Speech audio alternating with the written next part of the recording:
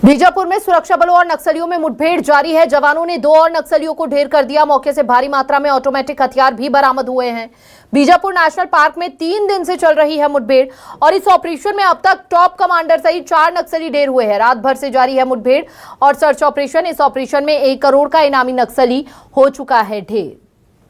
तो यहाँ एक के बाद एक बड़ी सफलता हाथ लगती हुई हमारे जवानों को नजर आ रही है।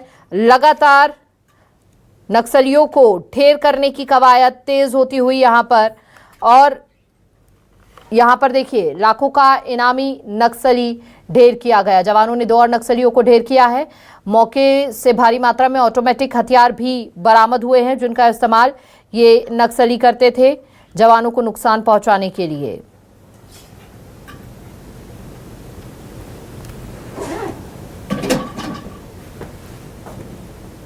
रात भर से जारी है मुठभेड़ और सर्च ऑपरेशन।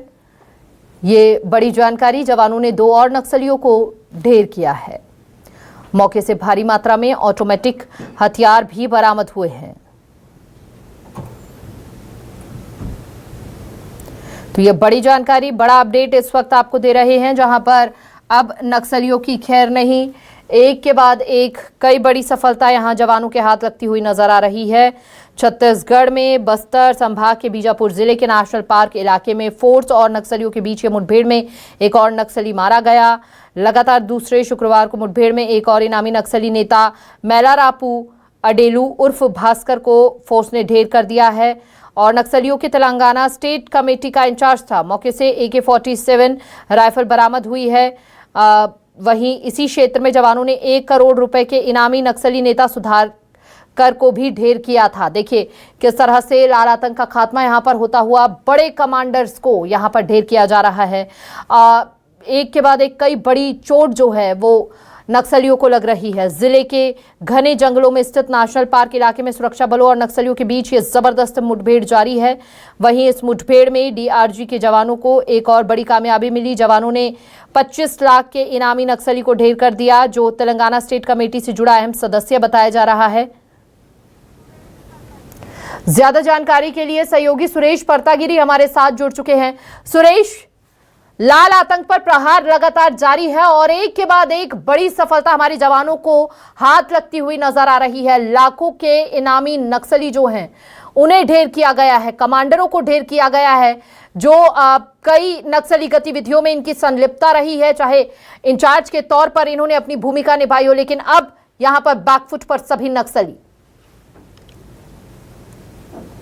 तरीके से लगातार ये तीसरे दिन का ऑपरेशन है, लगातार वो चल रहा है। कर्रेगुट्टा के बाद जो ऑपरेशन है तो ये नेशनल तक का एरिया का ऑपरेशन लगातार आज तीसरा दिन है, जहां पर सुरक्षा बलों की बड़ी सफलता मिली है।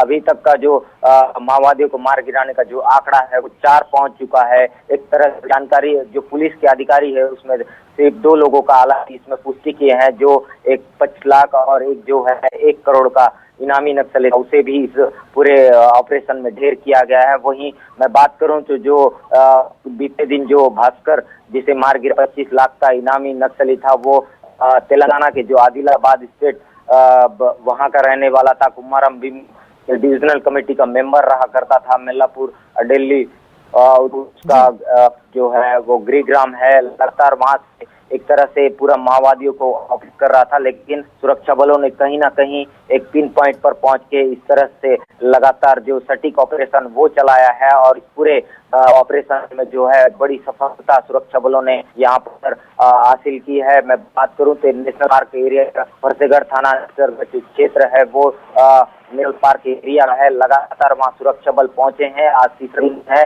लगातार अभी भी वहाँ पर मुठभेड़ है वो चल रही है। एक तरह की जो जानकारी हमारे पास पहुंच रही है, लेकिन कहीं ना कहीं पुलिस के जो जवान है वहाँ डटे हुए हैं। लगातार लड़ाई अभी जारी है। मैं बात कर्रेगुट्टा के बाद बिल्कुल सुरेश, बहुत बहुत शुक्रिया आपका तमाम जानकारी साझा करने के लिए।